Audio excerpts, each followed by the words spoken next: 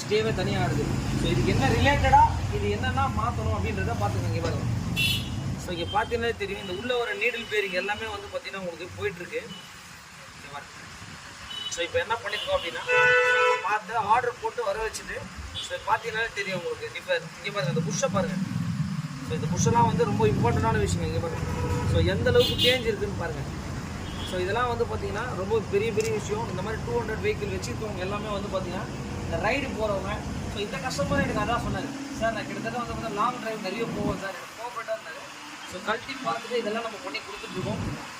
Main இந்த வீடியோலாம் share பண்ணுங்கள். எந்த வண்டியாக இருந்தாலும் எஸ்கேவை கண்டிப்பாக கான்டாக்ட் பண்ணுங்க. பாருங்கள், இன்வெர்ட் கூட எல்லாமே ரிமூவ் பண்ணி வச்சிட்டோம். 4 காயில்ஸ் எல்லாமே பண்ண போகிறோம். ப்ராக்கெட் எல்லாமே போயிடுச்சு.